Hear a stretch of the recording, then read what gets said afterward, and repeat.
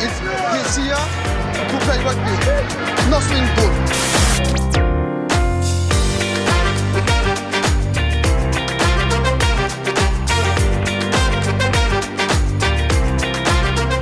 Tous et bienvenue dans cet épisode de milieu de semaine du Hourra Rugby, bien sûr.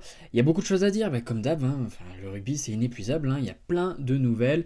Et comme vous l'avez vu sur la miniature, on va parler de l'exode des internationaux, bon pas en fin de carrière, mais qui ont la trentaine en France, des internationaux anglais en France. Et on commence par Courtney Lawes qui était pressenti pour peut-être aller à Toulon qui s'était déjà positionné, donc c'est quasiment fait sur Kyle Sinclair, le pilier droit, mais aussi sur Ludlow, le flanqueur de Northampton. Il voulait peut-être reformer la troisième ligne de Northampton en prenant Courtney Lawes. Mais de ce qu'on sait, il a visité les installations de Provence Rugby et aujourd'hui il a visité Brive. Ouais. Donc le gars il a un peu l'embarras du choix et pour l'instant c'est en Pro D2 et c'est pour l'instant pas des... Bon à part peut-être Provence Rugby et Brive est un peu à la ramasse, mais c'est pas des équipes qui sont sûres de remonter en top 14. Donc est-ce qu'il vient pour les pépettes ou un vrai challenge sportif? C'est un peu la question, mais bon, pour l'aider à prendre sa décision, on devrait lui montrer deux images. Je pense qu'il s'en est rendu compte en allant visiter, mais ça c'est Brive. Regardez, il n'y a même pas le soleil, c'est gris, c'est moche, et ça c'est Aix-en-Provence. Voilà. Mec, il peut aller là. Je sais pas, mais pour moi, la question, elle est vite répondue.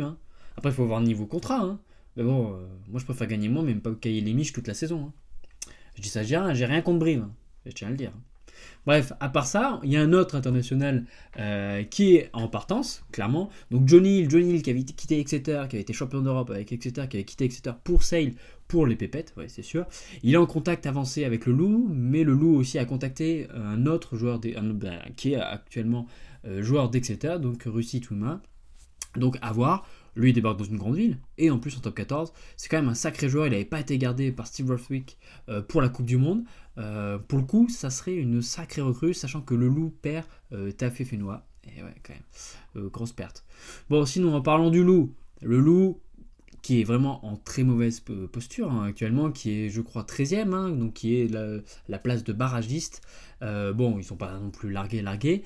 Ils ont décidé de prolonger leur nouveau coach. Voilà, il vient juste d'arriver, donc Gegen Bacher, je sais pas comment on prononce, et donc son adjoint Arnaud Egui, qui est un peu le sosie de David Atoub, d'ailleurs je sais pas si vous avez remarqué, il porte peut-être plus de casquettes, mais c'est un peu le sosie. Donc les gars venaient de Grenoble, ils sont confortés par le président donc pour rester encore la saison prochaine, mais bon, ça va dépendre de la position du Loup en fin de saison. Et oui. Sinon, Andy Farrell, le sélectionneur de l'Irlande, donc qui a prolongé, sera le sélectionneur aussi donc des Lions britanniques. Vous savez, ils vont faire des tournées en Amérique du Sud, dans l'hémisphère sud, peut-être en Amérique du Sud. Là, en l'occurrence, je ne sais pas contre qui ils vont jouer pour la prochaine tournée, mais en tout cas, ce sera lui. Ça récompense son beau boulot. Et Warren Gatland l'avait fait pendant très très longtemps. Il a peut-être fait 2 ou 3 tournées. C'est cool, ça change. Au niveau des transferts, on vient d'apprendre, rien n'est sûr, que Julien Rito serait vers la sortie, ne serait pas conservé à Clermont, alors que Yurda Pileta va activer son année en option, tout comme Rabah Slimani. Donc, qui renaît un peu récemment, qui fait quand même des bons matchs, qui fait un bon match contre le bébé, qui a un peu galéré, mais qui a bien tenu le milieu au Stade Français. Yurda Pileta qui est en ce moment blessé, mais qui fait un super bon début de saison. En même temps, c'est pas compliqué vu le niveau des 10 à Clermont. Donc ce départ d'Erito serait sûrement en lien avec l'arrivée de Lucas Tozin. C'est quasiment fait. Bon, on dit qu'il a donné son accord, mais c'est quasiment fait. Lucas Tozin va signer pour 2 saisons à l'ASM. Le mec qui a quand même pas mal de matchs depuis le début de saison avec Toulouse, mais n'est pas conservé. En même temps, la concurrence est rude. T'as Arthur Retière, Mathis Lebel, Capozzo, plus Dimitri Delibes et Nelson Épée qui sont rugby à 7, mais qui sont vraiment des figures montantes du club. Ça se comprend. Il va essayer de se relancer avec Clermont. On dirait que Clermont, les seuls joueurs qui arrivent à signer en ce moment, c'est des gars à relancer. Ils en auraient relancé un, Erito, qui franchement fait un bon début de saison. Il a fait un très gros match au Stade Français et il ne sera pas conservé. On peut se poser la question sur la gestion dans ce club. Sinon, triste fait divers. Ouk Patin est poursuivi pour des faits de violence conjugale et a été mis à pied par son club du Castres Olympique. Moi, je me pose une question. Est-ce que c'est souvent les piliers droits qui font ça? Parce qu'on avait Mohamed Awas. Enfin, c'est triste de voir ça, lui qui était quand même, bon, ça ne vous lève pas au fait, hein, mais qui est un très bon joueur, qui aurait pu, voilà, même viser l'équipe de France. Il a été mis à pied, bonne réponse du Castres Olympique, tout comme Clermont l'avait fait d'ailleurs en milieu d'année dernière avec Awas. Voilà, c'est triste, hein, mais comme je vous l'ai dit, il y a toujours des trucs au rugby, hein, sachant qu'on a appris que, d'ailleurs, un joueur des Fidji a été sanctionné aussi, hein, et va faire de la prison. Ouais, nice, hein, on adore ça. Sinon, il paraît que Janse van Rensburg, je ne sais pas si vous connaissez, mais c'est le centre des Natal Sharks, enfin des Sharks, sera en contact avec l'UBB. L'UBB qui aime bien des centres très puissants. Il avait joué longtemps à Sale et c'était un super porteur de balle. Peut-être pas le plus rapide, mais bon, ils sont en contact. Ça va être vachement bien quand même à côté de Moefana et tout. Ça peut faire une sacrée ligne. Surtout qu'il y a encore Tupouai, je ne sais pas comment on prononce. Ouais, ils aiment bien les centres très très puissants du côté de l'UBB. Vous l'avez sans doute vu dans la semaine, J.P.R. Williams, l'arrière, ouais, principalement arrière des Gallois, donc le mythique arrière des Gallois. De cette période, on en connaît, c'est pas du tout notre génération, on en connaît pas beaucoup, mais c'est vraiment, le type, c'est vraiment une légende. Donc il a fait carrière et en plus il était chirurgien. Il est mort à 74 ans. Et pour vous dire, à l'époque, il avait une cinquantaine de sélections, mais je crois que l'équivalent, ça ferait plus de 120 sélections enfin, à l'heure actuelle.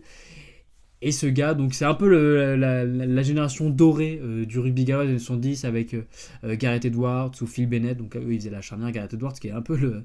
Je sais pas, on croirait voir Dupont 40 ans avant. Et, ou 50 ans avant. Et pour vous dire juste à quel point ce mec a un palmarès de dingue, voilà, ça c'est ses statistiques.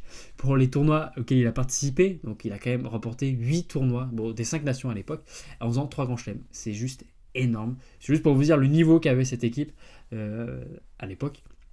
En tout cas, triste actualité du rugby, mais le rugby ne s'arrête pas. Et ce week-end, ça va être la Champions Cup. Et ouais, la 3e journée de Champions Cup. On va se pencher sur le calendrier. Donc l'Aviron Bayonnais, qui avait perdu contre Glasgow, mais qui a réussi à faire match nul au Munster, à Thomond Park, se déplace en Angleterre face aux Northampton Saints. Les Saints qui étaient menés 26-0 face à Exeter le week-end dernier et qui sont réussi à s'imposer, c'est-à-dire les mecs, l'arme offensive qu'ils ont. Lyon recevra Connacht. Donc Exeter Glasgow, Toulon recevra Munster, j'espère que ce ne sera pas un match piège comme ils l'ont fait face à Exeter. Stade Français ira se culbuter le Leinster là-bas, ça va être très compliqué. Dans la même poule, il y aura les Stormers et les Sharks.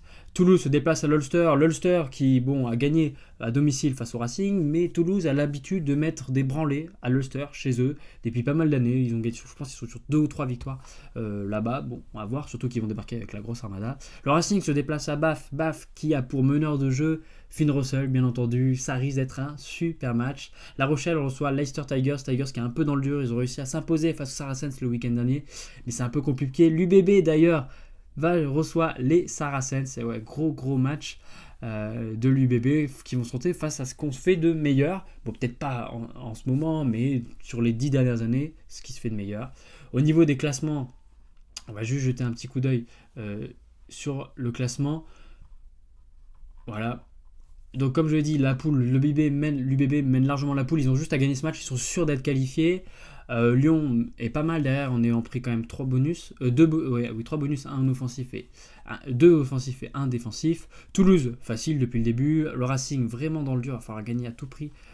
Plus à Bath qui a sa qualification après ce match. Bayonne et Toulon, c'est très compliqué. Il faut à tout prix que Toulon gagne les 2 prochains matchs pour espérer qualifier et que Bayonne gagne au moins un des matchs. Stade Français Paris, c'est quasiment terminé. La Rochelle, parce que Stade Français Paris va jouer, ils vont jouer le Leinster et les Stormers, donc compliqué. Bon, ils vont recevoir les Stormers, donc ça c'est pas si mal. Alors que La Rochelle va jouer donc à domicile Leicester et se déplacera à Sale. C'est plutôt la partie de tableau facile pour finir. Donc moi je vois bien La Rochelle s'imposer. Bon, on aura le temps d'en parler, on débriefera donc les compositions vendredi.